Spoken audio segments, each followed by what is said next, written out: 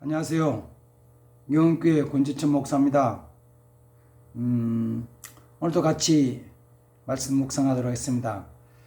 오늘 또 지난번에 살펴봤던 말씀 로마서 12장 2절 말씀, 오늘 후반부 좀 보겠습니다.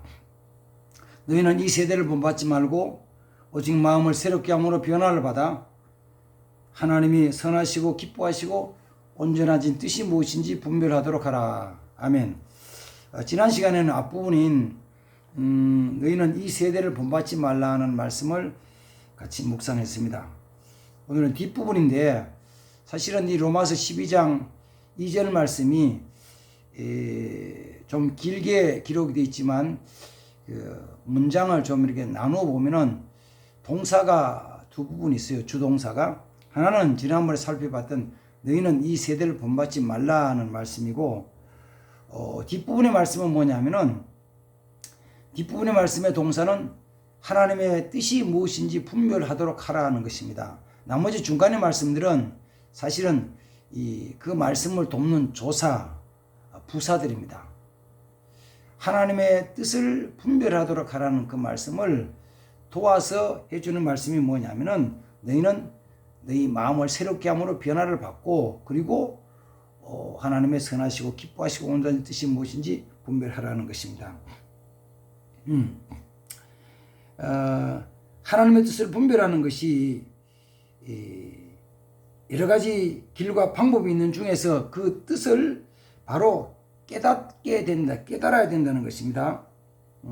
보통 바로 알지 못하는 것을 우리는 오해한다 그러죠. 오해하고 나면은 다음에는 그 말과 행동이 그 오해한 대로 나가기 때문에 원래의 뜻과는 다르게, 어쩌면 원래의 뜻과는 반대쪽으로 나갈 수가 있습니다. 그래서 하나님의 바른 뜻을 분별한다는 건 굉장히 중요한 것입니다. 하나님의 계획하신 뜻도 바로 깨닫지 못하면은 결국은 다른 방향으로 나갈 수밖에 없는 것입니다.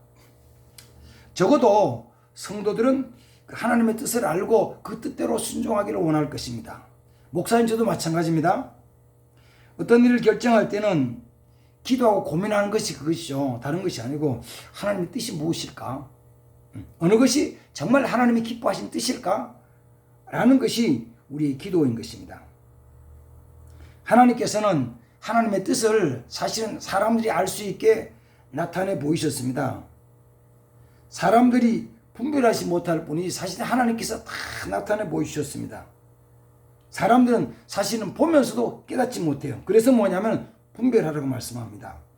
하나님이 보여주셨다는 것을, 하나님의 뜻을 나타내 주셨다는 것을 제일 먼저 해주시는 것이 뭐냐 그러면, 사실은 로마서 1장 19절 이하에 보면은, 19절 20절 말씀 보면은 하나님은 이 세상 만물 속에 하나님에 대한 것을, 하나님의 뜻에 대한 것을 분명히 보였던 말씀을 성경에 이렇게 기록되어 있습니다. 제가 읽어보겠습니다. 이는 하나님을 알만한 것이 그들 속에 보임이라. 하나님께서 이를 그들에게 보이셨느니라.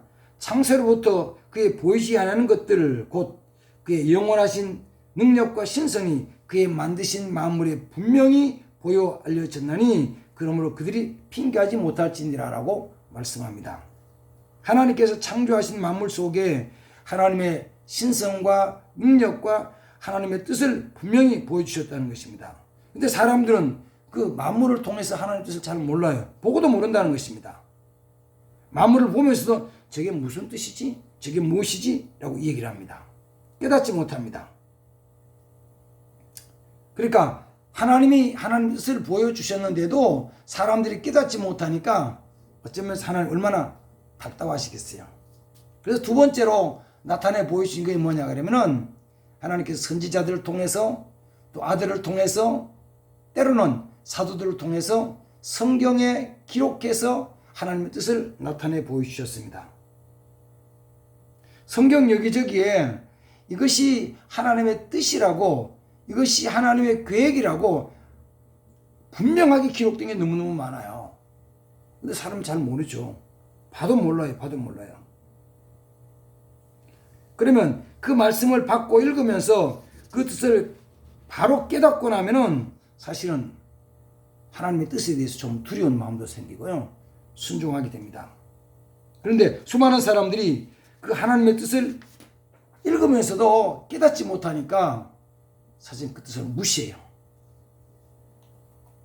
무시할 뿐만 아니라 비웃고 조롱함. 이게 뭐야? 아이고 뭐 이런 게 있어.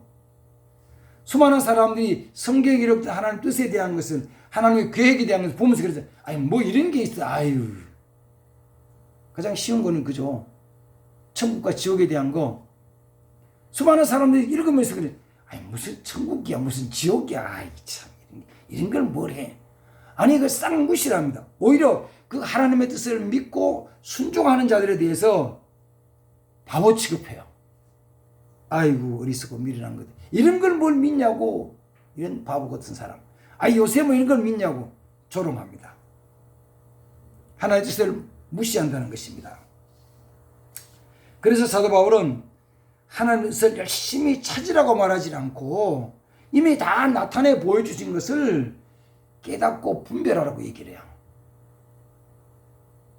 그 뜻을 하나님은 그 뜻을 멀리 숨겨둔 게 아니에요. 사람이 찾을 수 없는 곳에 도달할 수 없는 참 먼 곳에 사람이 찾을 수 없는 참 깊은데 숨겨놓은 것이 아니고 우리 주위에 다 만물을 통해서 하나님의 말씀을 통해서 다 나타내 보여주셨는데 너희가 그것을 바로 깨닫고 분별하기만 하면 된다는 것입니다. 그런데 그럼 어떻게 하냐고 어떻게 깨닫냐고 그럴 때 그 앞부분에 이 말씀을 도와주는 말씀이 이거예요. 한 가지만 얘기하면 그죠. 너희는 마음을 새롭게 함으로 변화를 받아서 너희는 마음을 새롭게 하여 변화를 받아서 이렇게 말해요. 자, 이 말씀 오해하면 안 되는 게 이거예요. 우리는 가끔 사람들 그런 이야기를 합니다. 성령께서 내 마음을 변화시켜 주시면 내가 모든 것 할 수 있습니다. 얘기해요. 근데 성경은 사도 바울은 성령이 너희 마음을 변화시켜서 해주는 게 아니고 너희가 너희 마음을 스스로 변화를 하는 것입니다. 너희 마음 생각을 바꾸라는 것입니다. 내 마음을 바꾸라는 것입니다. 이제까지 생각했던 것, 이제까지 네가 가졌던 것들을 바꾸라는 것입니다. 바꾸. 그래서 스스로 바꿔야 돼요. 누가 바꿔주는 것이 아닙니다. 오해하지 마시기 바랍니다. 절대로 이거는 바꿔주는 것이 아니에요. 내 마음 속의 생각은 내가 바꾸는 거예요. 예를 들면 이런 거죠. 사도행전 17장에 보면은 데살로니가 교회가 나오고 그 뒤에 베레아 교회에 대한 사도 바울이 전도하는 중에서 고린도 교회에 대한 것이 나오고 데살로니가 교회에 대한 나오고 베레아 교회에 대한 나와요. 근데 베레아 교인들에 대해서 얘기할 때 이러면 그들이 간절한 마음으로 그 말씀을 받고 그 말씀이 그러한가 하여 날마다 성경을 상고함으로 많은 사람들이 예수 믿게 되었더라 이렇게 말해요. 그런데 우리 성경에는 그 말이 그러한가라고 상고했다 그러는데 그 말이 그러한가 상고는 뭐냐면은 그 말에 대한 영어는 if what Paul said was true 바울이 말한 것이 진실인가 이렇게 있네요. 이 말이 진짜인가 이 말씀이 진짜처럼 생각을 바꾸라는 거예요.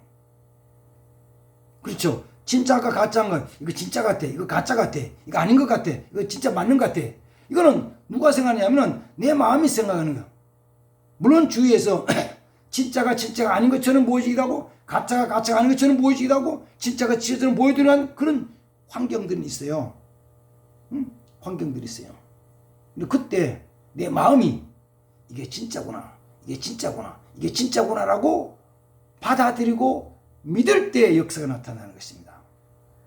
자, 요 과정에 대한 것을 잘 보여주는 것 중에 하나가 어디냐면은 그 아람 나라 군대 장관이었던 나아만이 문둥병이 들어가지고 그 이스라엘의 엘리사 앞에 와가지고 그 앞에 섰습니다.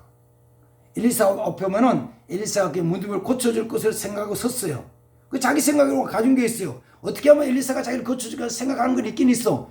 근데 엘리사 앞에 섰더니만은 엘리사는 본인이 나오지도 않고